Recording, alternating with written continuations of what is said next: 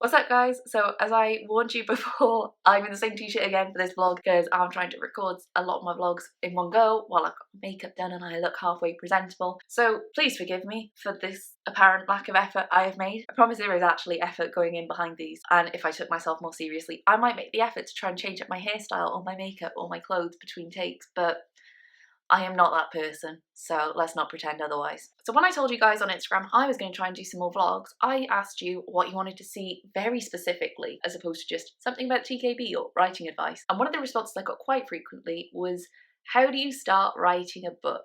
And this is something that I've been asked like since my earliest Wattpad days back in 2010, 2011. It's something that I'm asked every time I do a Q&A on Instagram. It is something that I'm asked like very often on Twitter or over on my blog. So I thought might as well make a video on it since I'm trying to do some more of these vlogs on writing advice. So how do you start writing a book? There's a lot of advice out there and there's a lot of do's, don'ts. You know, I've seen a lot of them over the years. I was taught some of them in school. Things like, don't start your book with dialogue. Do start it with pathetic fallacy. Don't start it with action. Do start it with action. Do use a prologue. Don't use a prologue. It is impossible to know what to do. And frankly, I don't know that you should follow any of the rules of writing that you hear that are like that, because someone's probably broken them somewhere and been successful from it. For instance, the dialogue thing, don't start your story with dialogue. I remember being told that several times online, at school, etc. Kissing Booth starts with dialogue. That's done pretty well, you know, just saying.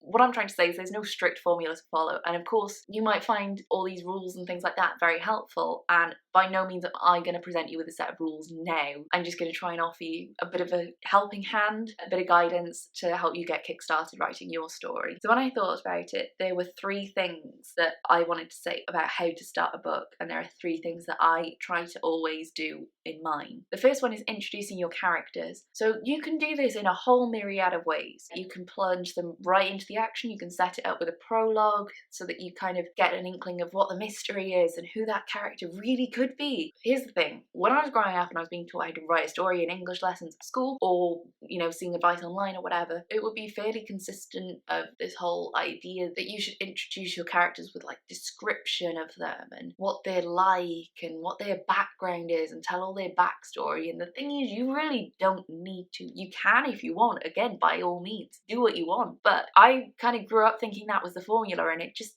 isn't. And it doesn't work for me. I am the kind of person who likes to just plunge right on in there, just throw you straight in with my characters, and you will learn more about them the more you read. You'll pick up bits of their backstory, the nuances with their family and their relationships. You'll start to learn more of their quirks. But I just want to like get straight on in there when I start writing a book. That's my personal preference. I mean, think of Divergent. That's one of these ones where, you know, they sit down, you get a kind of a fuller character description from the off, from what I remember anyway. And that worked. So again, all I'm saying is that it's not that there are rules you should follow or should not follow. It's just find what works for you and what you like. But introducing your characters is something that's very consistent in pretty like every book I've read. And similarly, so is setting the scene.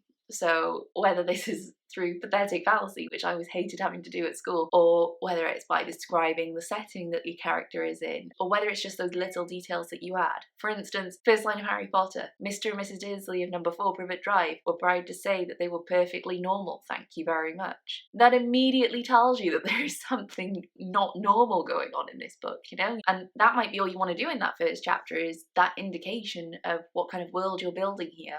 And again, there's no set rules, and I'm not telling you what you should or shouldn't do, but characters and setting are those very consistent things that you will notice in the first chapter of every book you pick up, and it's just up to you how you handle them and what you do with them. Which leads me on to my third point, which is to just write.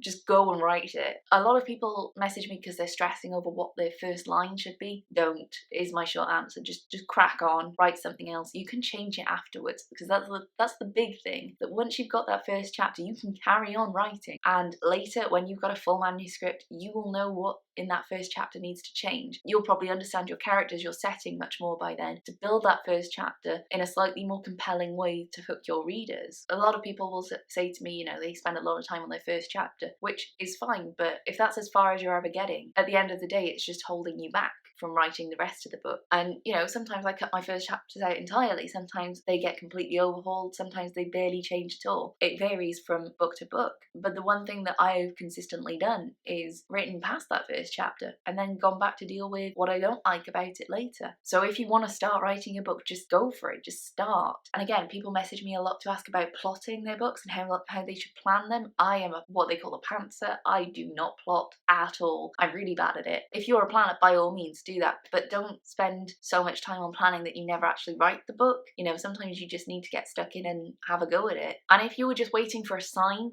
to tell you when is the perfect time to write a book, this is it, okay? Just go and write the book. Do it now. Go open up a Word document or the notes app on your phone or an email or whatever and just start writing something, and I wish you the very best of luck with it.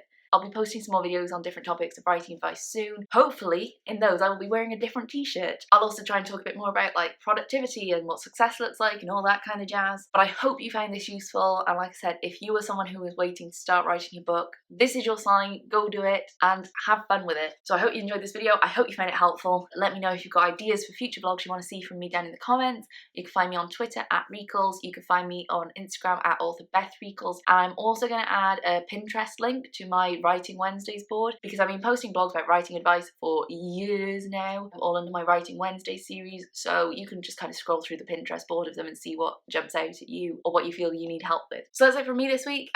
Thank you very much. Like I said, subscribe for more and I will see you guys next time.